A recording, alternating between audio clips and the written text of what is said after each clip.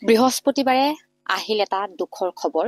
এইটো পৰিয়ালৰ একমাত্ৰ সন্তান গোবিন্দ বৰা পুৱাই কৰ্মৰ বাবে ওলাই গৈছিল আৰু লাইনমেন আৰু ঠিকাদাৰী প্ৰতিষ্ঠানৰ ভুলৰ বাবে যেনেদৰে যুৱকজন এইখন গৃহৰ পৰা ওলাই গৈছিল তেনেদৰে সুশৰীৰে তেওঁ আৰু ঘৰলৈ ঘূৰি আহিল মাত্ৰ নিথৰ দেহ। ইয়াৰ পাছতে এক অবৰ্ণনীয় পৰিস্থিতিৰ সৃষ্টি হৈছে। গাঁওখনত এতিয়া শোকৰ পৰিৱেশ। বৃদ্ধ পিতৃ মাতৃৰ একমাত্ৰ সাহস আছিল, একমাত্ৰ ভৰসা আছিল গোবিন্দ বৰা। কিন্তু কালিৰ দিনটোত যেনেদৰে ঘৰৰ পৰা ওলাই গ'ল তেনেদৰে আৰু গোবিন্দ সুশৰীৰে ঘৰলৈ উভতি নাহিল। এই ঘৰখনত এতিয়া এক অবৰ্ণনীয় পৰিস্থিতিৰ সৃষ্টি হৈছে। ভাষাৰে বৰ্ণনা কৰিব নোৱাৰি কেনেধৰণৰ এক পৰিৱেশ এইখন গৃহত বা এইখন গাঁৱত। গাঁওবাসী ওলাই আহিছে, সকলোৱে এটাই কামনা কৰিছে, গোবিন্দৰ এই অনাকাংক্ষিত মৃত্যুৰ যি দায়ী সেই দোষীক উচিত শাস্তি দিব লাগে। ইতিমধ্যে গাঁৱৰ একাংশ যুৱকে যোৰহাট সদৰ থানাত এজাহাৰ দাখিল কৰিলে। ঘটনা সন্দৰ্ভত জিলায়ুক্তক সাক্ষাৎ কৰিছে, কিন্তু বৰ্তমান সময়লৈকে গোবিন্দ বৰাৰ মৃত্যুৰ লগত জড়িত এজনো লোকক আটক কৰিবলৈ সক্ষম হোৱা নাই আৰক্ষীয়ে। আৰু এওঁলোকৰ এটাই অভিযোগ, কেৱল মাত্ৰ লাইনমেনৰ ভুলৰ বাবেই গোবিন্দ বৰাৰ মৃত্যু হোৱাৰ অভিযোগ গাঁওবাসীৰ। কিয়নো যি সময়ত ট্ৰেন্সফৰ্মাৰৰ ডিটিমিটাৰ সংস্থাপনৰ কামত গৈছিল গোবিন্দ, কিন্তু সেই ট্ৰেন্সফৰ্মাৰত তেওঁলোকে ডিটিমিটাৰ সংস্থাপন কৰাৰ সময়তে হঠাৎ লাইনমেনে বিদ্যুৎ তালৈ দিছিল আৰু ইয়াৰ পাছতে আচলতে তৎক্ষণতে গোবিন্দ বৰাৰ মৃত্যু হৈছিল। আৰু বিদ্যুৎ বিভাগৰ ফালৰ পৰা এইটো পৰিয়াললৈ খবৰ লবলৈ কোনো এজন ব্যক্তি বৰ্তমান সময়লৈকে কিন্তু উপস্থিত হোৱা নাই। যদি সম্ভৱ হয় মই পিতৃ মাতৃৰ কিছু মন্তব্য লবলৈ চেষ্টা কৰিম। ৰাতিপুৱা ভাত খাই গৈছে, ধুনীয়াকে ভাত তিনিওটাই খাইছো। খাই পেলাই 4 বছৰ দিন কাম কৰিছে। কাম কৰি পেলাই মা গধূলি আহিলে, মা মই কামলৈ যাম কালি। মোৰ নালাগে শুন, তই কাইলৈ কামলৈ যাব, বব্বা ভাগৰ কাম দুটামান আছে কৰি ল। নহয় মা, মোক এই নতুনকে কাম এটা দিছে, মই যাবই লাগিব মা, তেনেকে বুলি কৈ কালি প্ৰথমবাৰ কামনা। প্ৰথমবাৰ নহয় জানো, আগৰ পৰা কৰি আছে যেনিবা। কালি যিটো কামত গৈছিল সেইটো প্ৰথম গৈছে কালি। লাইনমেনে নি পেলাই তেনেকুৱা কৰিলে মোৰ ল'ৰাটো।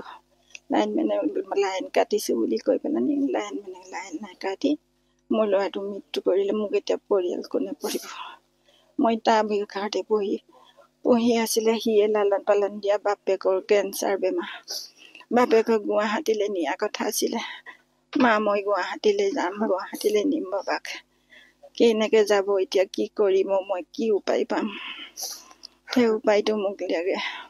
গোবিন্দৰ ঘৰখনৰ পৰিৱেশ, গাঁওবাসী আহি উপস্থিত হৈছে এই ঘৰখনত। সকলোৱে চকুত চকুলো আৰু সকলোৱে এটাই কামনা কৰিছে, গোবিন্দৰ মৃত্যুৰ লগত যোন জড়িত তেওঁ উচিত শাস্তি পাওক। গাঁওবাসীও আছে, কিছু মন্তব্য লবলৈ চেষ্টা কৰিম। যিহেতু অভিযোগ উত্থাপন হৈছে যে লাইনমেনৰ ভুলৰ বাবে গোবিন্দই মৃত্যুক আঁকোৱালি ল'ব লগা হ'ল, কিয়নো গোবিন্দই যিটো সময়ত কাম কৰিছিল সেই সময়ত হঠাৎ কাৰেণ্ট দি দিয়া হৈছিল। কি ক'ব বিদ্যুৎ বিভাগৰ এই গাফিলতি? তাৰ পিছতো কিন্তু এজনো লোক ইয়াত উপস্থিত হোৱা নাই। এই যিজনে তেখেতলোক এতিয়া কাৰেণ্টৰ যিজন মেইন কণ্ট্ৰল ৰুমত আছিলে তেওঁ সম্পূৰ্ণ দোষী। তেওঁ আৰু যিজন ঠিকাদাৰ আছিলে তেখেতো দোষী। কাৰণ কণ্ট্ৰল ৰুমৰ পৰা ঠিকাদাৰজনৰ লগত কমচে কম মানুহ দিব লাগে লাইনমেন কাটোতে। আৰু তেখেতৰ গাফিলতিৰ কাৰণে আজি পৰিয়ালটোৰ এনেকুৱা দুৰৱস্থা হৈছে। আৰু এনেকুৱা এই ল'ৰাটোৱে 4 বছৰ যদি কাম কৰি আছে, সেই কাম কৰি থাকোঁতেও তেখেতে নি পেলাই সেই কাম কৰাইছেগৈ, নি পেলাই কোনো প্ৰটেকশ্যন নোহোৱাকৈ ঠিকাদাৰজনে কাম কৰাইছে। আৰু সেই পৰিয়ালটোক এতিয়া চৰকাৰৰ ফালৰ পৰা সুপৰিভাৱে সহায় কৰক। আৰু APDCL যিজনে এনেকুৱা কাম অন্যায় কাম কৰাইছে সেইজনক কঠোৰৰ পৰা কঠোৰ শাস্তি দি তেখেতক বিহিত ব্যৱস্থা কৰক। আমি গাঁওবাসীয়ে কামনা কৰিছোঁ। হয়, গাঁওবাসীয়ে এতিয়া এটাই বিচাৰিছে, গোবিন্দৰ মৃত্যুত যিসকল দায়ী তেওঁলোকক উচিত শাস্তি দিয়ক যোৰহাট আৰক্ষীয়ে। আৰু এটা কথা উল্লেখ কৰিব লাগিব যে আমিও যেতিয়া বিদ্যুৎ বিভাগৰ কৰ্মচাৰীৰ লগত কথা পাতিছিলো, তেওঁলোকৰ শীৰ্ষ মহলৰ লগত কথা পাতিছিলো, তেতিয়া তেওঁলোকে এটা কথাই উল্লেখ কৰিছে যে জেনাছ নামৰ যিটো ঠিকাদাৰী প্ৰতিষ্ঠানৰ অধীনত গোবিন্দ বৰা কৰ্মৰত হৈ আছিল, সেই ঠিকাদাৰী প্ৰতিষ্ঠানে কিন্তু কোনোভাৱে লিখিতভাৱে কোনো ধৰণৰ বিদ্যুৎ বিভাগক ট্ৰেন্সফৰ্মাৰৰ কাম কৰিব তেনে কোনো অনুমতি লোৱা নাছিল। এক প্ৰকাৰ ক'বলৈ গ'লে লাইনমেনৰ লগতে ঠিকাদাৰী প্ৰতিষ্ঠানো সম্পূৰ্ণ দায়ী। কিন্তু বৰ্তমান সময়লৈকে তদন্তৰ আওতালৈ এজনো লোক অহা নাই। আৰু গাঁওবাসীয়ে এটাই বিচাৰিছে, গোবিন্দৰ মৃত্যুত যিসকল জড়িত তেওঁলোকক কঠোৰ শাস্তি দিয়ক আৰু এই দুৰ্ভগীয়া পৰিয়ালটোক ক্ষতিপূৰণ দিয়ক।